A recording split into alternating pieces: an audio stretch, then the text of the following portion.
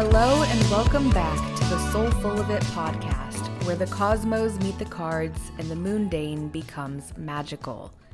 I'm your host, Carrie Raquel, and we're picking up right where we left off at the start of the month, as this is part 2 of our May 2025 transits and tarot coverage. So let's fill up your cup until you're soul full of it. Thank you for joining me again to chat about the tarot and transits of the month. It's just us once more, and perhaps flying solo is the new normal. But then again, what is normal anyway? Before we explore the cosmos, I want to chat first about the tarot cards that I pulled for the second half of May. Now, something that I haven't said before that I feel is worth sharing is that I actually don't pull these tarot cards for all people on planet Earth. Nope, I pick favorites, also known as you, my listeners, because these cards are always pulled with the intention that they are specifically meant to relay messages to anyone who feels called to listen to this podcast. So, with that random behind-the-scenes tidbit shared, let's tap the tarot, starting with our Soul Full of Wisdom spread. Now, at the center, for the wisdom or the rose, we pulled the 5 of Swords. When we're looking at the traditional Smith, Rider, Waite tarot imagery, we see a figure collecting swords, looking over their shoulder towards these 2 other individuals who appear to be walking away, seemingly in defeat. Their swords are left on the ground. The sky behind them seems dark and mysterious, which is a Severance reference if you catch it. Anyways, and there's this feeling of this hollow victory, some sort of tension that is lingering.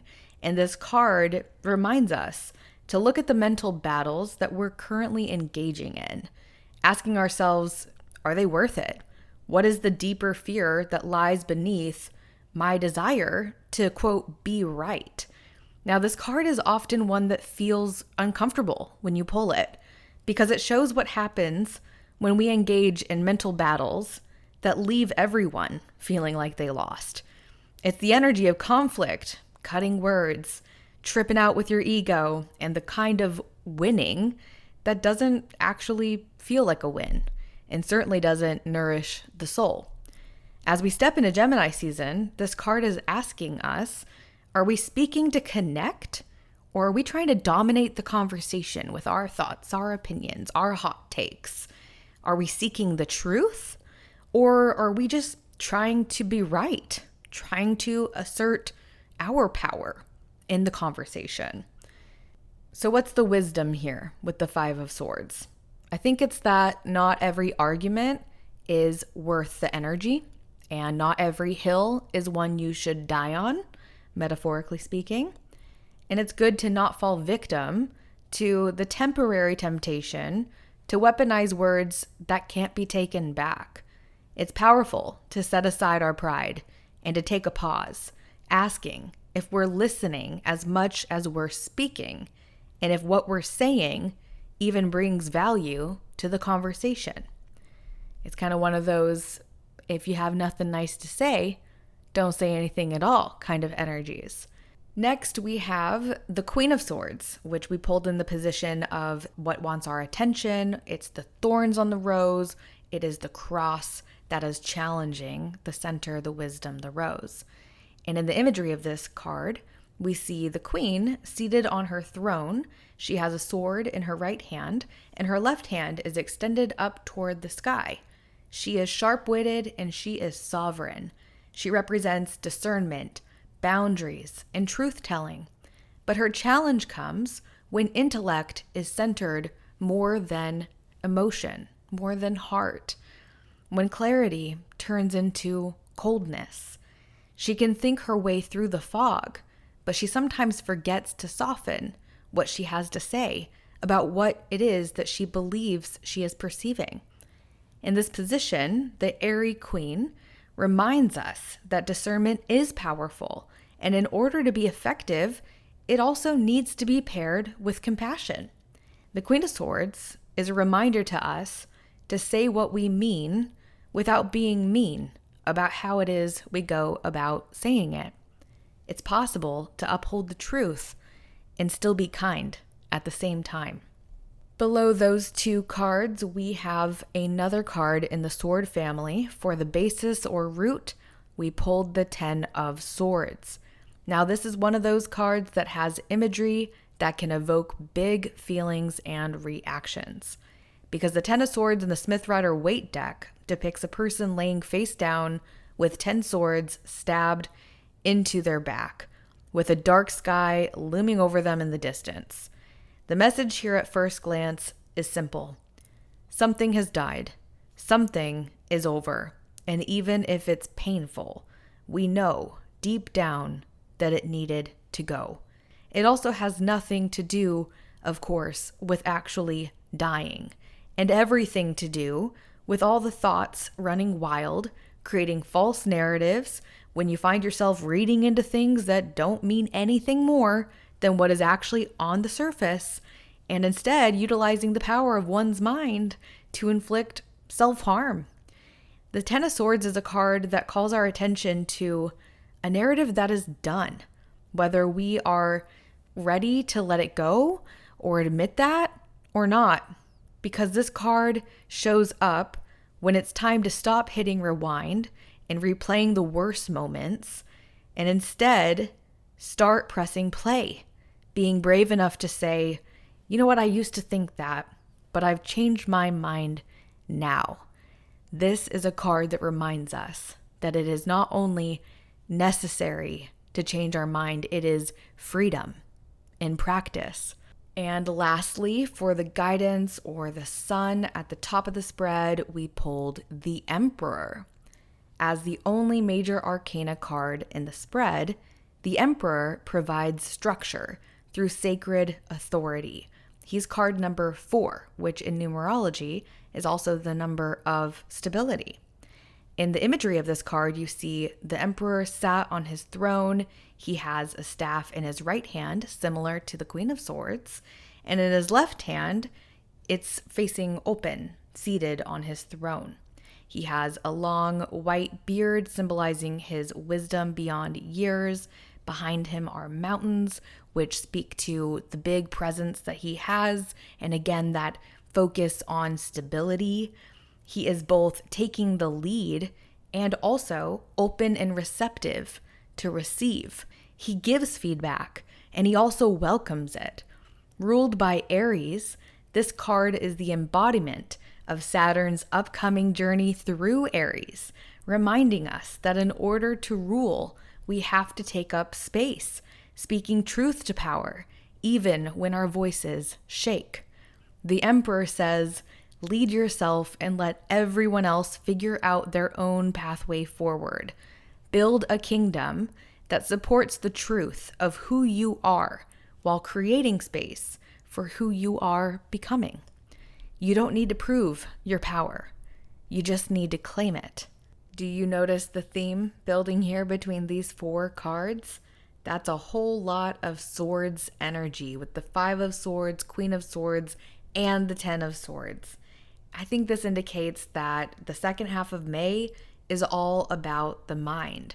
The lessons that are coming up for us at this time are very mental, they're very verbal, they're very much about communication and information, which is really no surprise considering that the first thing we're going to be talking about, of course, is Gemini season. So it's a very mental, airy energy that we are stepping into at this point. And in contrast to that, we have this grounding powerhouse energy coming from the Emperor, which is calling in personal power, reminding us that integrity and accountability are also important. And if we're willing to question the thoughts that are running wild in our minds, the perceptions, the communications, the gossip even, right? With Gemini, I feel like that's always a little bit relevant to bring up. I'm not hating, I like it too, but it can't all be about Blake Lively and Justin Baldoni, you know what I mean? Anyways, I think that the Emperor is kind of that anchor for these other swords cards that we've got going on, because there's a bit of a shadow present with that heavy emphasis. And with the Emperor, we are given this heads up that in order to successfully navigate these big Aries energy transits, Saturn coming through Aries here soon, we'll be talking about that in this episode. And then, of course, recently we talked about Neptune's recent arrival into Aries as well. That this is all about our souls being called to evolve through embodied leadership, and also to be careful about where we decide we're going to be a warrior. What fight are you going to fight? Make sure that it's worth it. So, with all of that said, now that we've tapped the tarot, let's start talking transits, beginning, of course, with on Tuesday, May 20th, the sun will enter Gemini. As Gemini season kicks off, we are inviting curiosity, flexibility, and connection. After Taurus season had us grounded in the physical world, Gemini season is here to stir up the mental plane and perhaps also stir the pot in the process, elevating conversations, reinvigorating ideas, and multiplying social exchanges and outings as we ready ourselves for spring to transition into summer, with the solstice now within view. With quick-moving Mercury, the ruler of Gemini, still in Taurus until May 25th, just a little less than a week at this point, we may feel a bit of a delayed start to Gemini's speed and sparkle, but in a few short days, when Mercury moves into Gemini, the mood and the energy will shift with it. Then on Saturday, May 24th, Saturn enters Aries. This is a major cosmic shift, and it's one of the biggest astrological moments of the year as Saturn joins Neptune in Aries. Saturn is the planet of structure, contraction, discipline, and its transit through fiery Aries last happened between April 1996 and June of 1998. Before that cycle, we had Saturn in Aries between March of 1967 and April of 1969. Now, if you or someone you love was born during either of those windows, this could be the start of or return of a Saturn return. And I say that because if you're about 30 years old and your natal Saturn is in Aries, this is your first rodeo. This is your first Saturn return. But if you were born between that 67 and 69 time frame, then this is your second rodeo. This is your second Saturn return. This is your Saturn return. And it's not the kind you can go to the store and get a kickback for. You're not going to get your money back, but you will get your money's worth if you do the work. That is very much the theme of a Saturn return, which is really a major turning point transit that is known to be a catalyst for maturing. It encourages and sometimes almost feels like it forcefully makes us learn how to take responsibility. And ultimately, it's a massive time for realigning your day-to-day with your soul's mission over the 2 to 3 year time period that your Saturn return is active. Now, if you're listening to me and you're thinking, well, I don't have my natal Saturn in Aries, then it's not your Saturn return. Congratulations. But that doesn't mean that Saturn won't still teach you some tough love lessons. A good way to describe Saturnian energy, in my opinion, is like taking a shot of apple cider vinegar. Yeah, it tastes fucking awful, but it's so good for you. So good for you. So you have to weigh the pros and cons, asking yourself, can I sit with this discomfort long enough to begin to see the benefits? Because if you're always looking for the easy way out, then you're missing out on the lessons that only adversity can teach you. Saturn and Aries, our cardinal fire sign, and also the first sign of the zodiac, is asking us collectively to take this transit as an opportunity to become the masters of ourselves. Aries has often gotten a bad reputation for being, quote, too selfish. But on the flip side of that criticism is the potent wisdom that if you are too selfless, well, then you'll wind up with less of yourself to give. You'll want to look at your natal chart to see what house you have Aries in and consider what a more self-directed approach to that arena of life might look like. For example, if you're, say, a Cancer rising, then Aries is in your 10th house of career and public image and reputation. So you might be thinking, how might your career trajectory change if you step into more of a leadership role? How would the perception of you, that public image piece at your job, that career piece, shift if you started to speak up more, started to assert your ideas, stop apologizing when it isn't warranted? Those types of behavioral shifts. Simmer on some of those positive what ifs, but know that this is a preview period, as Saturn will return to Pisces when it's retrograde on September 1st. That's one final time that it'll be back in Pisces, wrapping up the lessons that it wanted us to learn when it was journeying through the last sign of the zodiac. So it's also got that energy similar to eclipse season of endings and beginnings.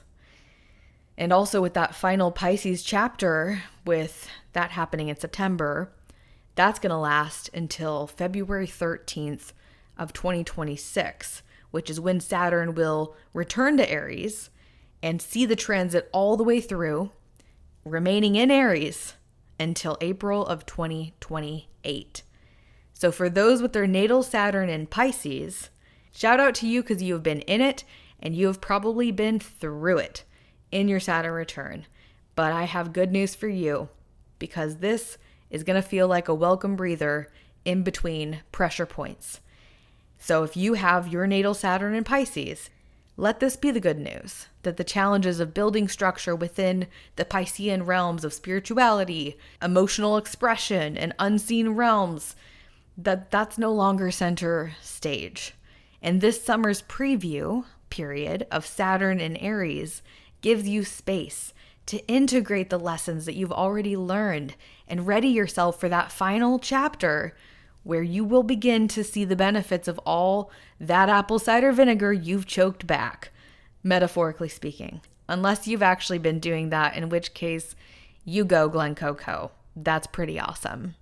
Following this Saturnian shift on Sunday, May 25th, Mercury enters Gemini.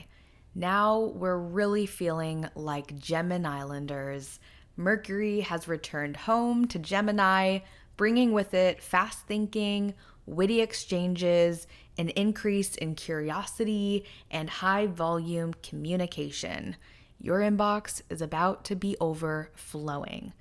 And speaking of flow, ideas are also flowing more easily, decisions feel more playful, and we're invited to explore, network, and learn. These next 3 weeks with Mercury and Gemini are particularly great for writing. So if you've had writer's block, I don't know her. Just get that pen to paper. This is the perfect time for that. It is also an amazing time for podcasting. Hello. Yes, this is the vibe. Socializing and just getting involved with your local community. And that can also be online too. You don't have to show up in person, IRL, to get the benefits of the social butterfly energy that is here now on the 25th. So whether you're attending a farmer's market, a virtual hangout, going to volunteer somewhere, or maybe you're doing some political unrest, getting out there protesting some of this bullshit that's going on right now, flex those First Amendment rights while you can, especially. It feels kind of dramatic to say that, but with some of these absurd things going on with due process here in the United States of what the fuck, just kind of spot on, sadly. So with all that said, I think that Gemini season gets that boost when Mercury also enters Gemini where the sun is, and things just get even more Gemini from there because on Monday, May 26th, we have the Gemini New Moon taking place at 8:02 p.m. Pacific time. The Gemini New Moon falls on Memorial Day, and it's at 6 degrees. This is a potent reset for our minds, conversations, and connections. Gemini is the storyteller, the jack of all trades, and the talk of the town. So this new moon is ripe for intention setting around conversations where you're seeking clarity, as well as thoughts that you're wanting to see evolve into things. Taking a look at some of the aspects that are influencing this Gemini new moon, we have Pluto, who recently stationed retrograde and is still in those early degrees in Aquarius, another air sign. Air sign to air sign, what does that mean?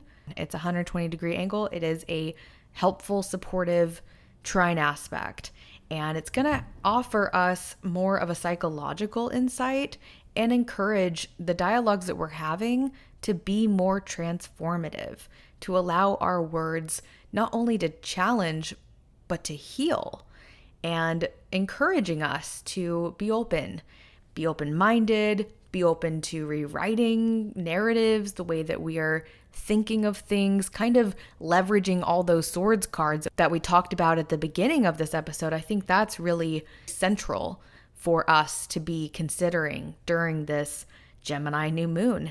And it's a really great time to be journaling or doing some sort of writing, talking, recording, even an audio message on your phone, some sort of documentation, verbal, communicative, even just talk therapy, friend talk therapy, talk to your dog or cat therapy, like that kind of stuff to kind of work through what's living in your mind by spitting it out of your mouth. Because sometimes when we say what we're thinking, that's when we realize just how absurd it is. That's when we realize that the 10 of Swords is us stabbing ourselves over and over again. And why do that? How helpful is that? Not at all, right? It's not going to help you get up and get going. You're going to feel defeated. You're going to feel that 5 of Swords energy, not that Queen of Swords energy, not that Emperor energy. And that's what we want, right? So I think that Pluto support, that trine aspect is really helpful for this new moon in Gemini. And we also have Jupiter in a square aspect to the North Node, which is in Pisces, of course, because that's where the eclipses are taking place, Pisces and Virgo. So this is a tension that exists between our expansive thoughts that are coming into the garden of our minds and the direction of the bow and arrow of the universe, that North Node, that we're being pointed towards. I've said it before and I'll say it again and again. The cost of expansion is often comfort. Speaking of getting uncomfortable, which seems to be a theme for this episode, this is the first new moon since Saturn so recently entered Aries, and Saturn is now sitting right beside Neptune, who's only been there a short while longer. We are dissolving Neptune, structures, Saturn. Rather than judge whether that's a good or a bad thing, it's more productive to consider how it's playing out for you personally. What traditions or habits may be holding you back? What action, if you took it, would create the biggest shift or opportunity for you? Who is holding you back? And why is it the person that's looking at you in the mirror? I know, that one kind of hurt to say, didn't it? For me too. But I'm bringing up mirrors because it's Gemini, the twins, the reflection that one can find of themselves within another. The reality that those you least enjoy often hold characteristics of the versions of yourself that you like the least or that you are not willing to accept. We're leveraging the Saturn and Pisces wisdom that we are all one against the Saturn and Aries wisdom that you're on your own, kid. Everything you lose is a step you take. So make the friendship bracelets. Take the moment and taste it. You've got no reason to be afraid. And yeah, you know I'm tossing in some stuff for the Swifties from time to time. If you know, you know. One final aspect that I want to highlight that's happening in the backdrop of this new moon in Gemini is a fire sign trine. Venus is conjunct Chiron and Aries, so there is an energy of relationships being a catalyst for healing. Meanwhile, Mars is taking charge in Leo, giving us a boost of energy and a desire to make a big splash with the moves that we're making. The trine between these planetary bodies is one that's encouraging action and connection. I really see this new moon as a push towards initiating courageous conversations that lead to acceptance and alleviate suffering. To be your healthy self, you have to heal thyself. Those that are willing to embrace the sensitivities of themselves and others, overcome the discomfort of being vulnerable, or invite the opportunity to hold space for another to express themselves authentically. Those are the people who will get the most out of this new moon's energy. Now that we have touched on the new moon, let's end this episode by mentioning that on Thursday, May 29th, we have a Sun-Mercury Cazimi. Now, this solar connection between our life bringer, the sun, and our cosmic messenger, who's also kind of been the star of the show for this episode, Mercury, is a familiar and frequent energy. I say that because Mercury never travels more than 28 degrees from the sun, which is why if you tell me your sun sign, I have a 1 in 3 chance of guessing your Mercury sign. And that's because I know, for example, that if you're a Sagittarius sun like me, then your Mercury is either in Sagittarius, the same sign as your sun, in Scorpio, the sign that comes before Sagittarius, or in Capricorn, the sign that follows Sagittarius, because it simply isn't possible for it to be anywhere else. Now, with that mini astro lesson aside, I still wanted to mention this Cazimi as our closer because it's really highlighting the Gemini season, as Mercury is the ruling planet of Gemini, and therefore the potential for thought-provoking breakthroughs is amplified on this day. And as the Sun and Mercury align in the heart of Gemini, insights, messages, downloads, aha moments, they are ours for the taking. So if you've been waiting for the right time to share an idea, sign a contract, Mercury's not retrograde, so this is a good time for that, pitch a project, initiate a conversation, go to a social gathering, May 29th, that's a great day for it. So just mark that one on your calendar to make the most out of this mercurial magic with the Cazimi. All right, that wraps up our 2-part dive into the astrology and tarot of May 2025. If you're feeling the shift, good. We're in the early stages of massive long-term transitions, and you'll want to be awake at the wheel for what comes next. As you're moving through May, or whenever you may be called to listen to this episode, remember to be mindful. The 5 of Swords brings us the wisdom to pick and choose our battles, while the Queen of Swords whispers, "Words are spells." And the 10 of Swords adds the wisdom that not all thoughts are true. Meanwhile, the Emperor is inviting us to lead ourselves towards our own North Star. So remember to be gentle with yourself. You, of all people, are deserving of your own kindness, forgiveness, and compassion. Thank you as always for taking some time out of your day to tune into what I have to say about the cards and the cosmos and everything in between. If you enjoy this episode, please remember to go give me a 5-star rating on Apple Podcasts, share it with your people, stay grounded, stay curious, and keep your cup soul full of it. And I'll talk to you in June.